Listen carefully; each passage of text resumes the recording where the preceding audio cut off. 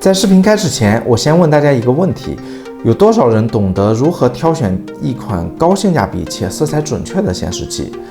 我在之前的视频中提到过，其实根据我的观察，很多即便是艺术从业者，像摄影师、设计师、修图师，哪怕工作了很多年，甚至都从来没有关注过显示器色准的问题，也没有系统的色彩管理的知识。很多人第一次重视这个问题，往往都来自于自己的客户对于色彩的不认可，或者自己突然有一天发现自己显示器的颜色和自己手机或者笔记本或者 iPad 的颜色不一致，于是就开始了漫长且折腾的探索之旅。不知道屏幕前的小伙伴有没有类似经历，可以弹幕走一波。但是我知道，对很多刚入行的艺术从业者来说，无脑挑选一款色彩准确、性价比高的显示器是一件非常困难的事情。为什么？因为你会发现有太多摆在你面前的各种专业术语让你不知所措。Delta E、色域、色域覆盖率、拟合度、色深、静态对比度、动态对比度、伽马曲线、IPS、OLED、Mini LED、Micro LED 等等等等。难道这些都是我们必须要深度学习掌握的知识吗？难道就不能多一些像苹果这样的高水准但是又很便宜的显示设备，让我们即便没有任何学习成本也能体验到很高标准的显示效果的显示器吗？有的。本期视频给大家推荐联合创新 27D1U 这款显示器，目前活动只卖999元。视频后面我会跟大家演示一下我是如何设置让我的 MacBook 和这款显示器色彩一致的，以及我会跟大家分享一些显示器挑选和设置方面的技巧。我用这台显示器差不多半个月的时间了，我最喜欢的是它自带的 MBook 模式，可以迅速匹配我的苹果笔记本的颜色，肉眼感受不到明显的色差。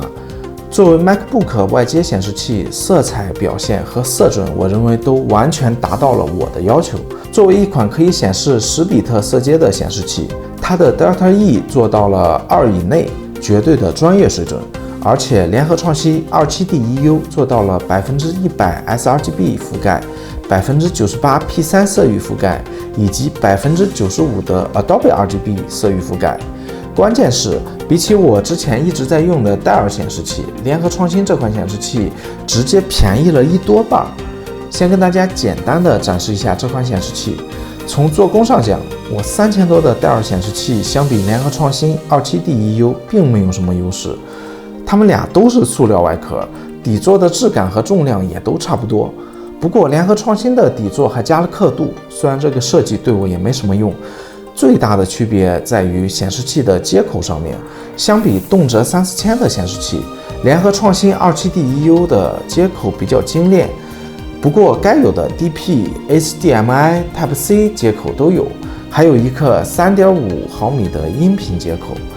这里 Type-C 接口可以做到65瓦的反向供电，外接显示器的同时呢，还可以给笔记本充电。因此，如果你是艺术相关的从业者，对于色准有非常高的要求，但是目前只有1000元左右的预算，非常推荐大家选购联合创新 27D1U 这款显示器。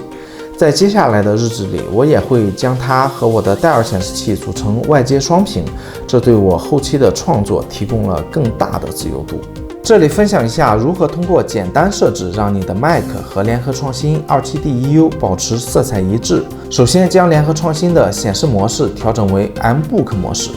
然后在电脑中给这台显示器的色彩配置文件设置为苹果自己的彩色 LCD， 这样肉眼看起来 MacBook 和联合创新显示器的色彩就做到了完美统一了。如果你有更加个性化的调整需求，去适配不同显示设备，还可以通过联合创新自带的6轴校色更加精准的精细调节。最后呢，我也跟大家简单分享3个显示器挑选和设置方面的技巧。其实很多年前，我还在视频中推荐大家要用校色仪定期给自己的显示器做校色，但是这2年我已经没有那么推崇了。为什么？因为对于绝大多数艺术从业者而言，花2-3千去买一个校色仪，而且使用频率并没有那么高，其实还是有点奢侈的。但是当大家都去网上租用校色仪的时候，校色仪的寿命和校色精度都无法得到保证。因此第一个建议，现在我更加推荐大家去使用 Mac 屏幕或者自带出厂校色报告的显示器。虽然不能说只要带出厂校色报告的显示器就一定没有色彩问题，但是相信可以满足绝大多数人对色彩的要求。而且根据我的经验，2年内即便不做色彩校正，也不会发生明显的色彩偏移。第二个建议，尽可能通过 DP 线或者 Type-C 线连接显示器和笔记本，这样可以最大程度地利用到显示器所有的色彩深度，因为有的显示器通过 HDMI 线只能输出8比特色深。第三个建议就是抛开那么多复杂的显示器相关的术语，只要它的 ΔE 小于2，且 sRGB 覆盖能做到98%以上，记住这2个参数，大概率色彩不会有大的问题。当然，如果还能附带出厂校色报告，那就更好了。好了，本期视频就到这里了，感谢大家观看，希望本期视频对大家有一定帮助，也希望大家可以点赞投币，甚至关注我。我们下期见，拜拜。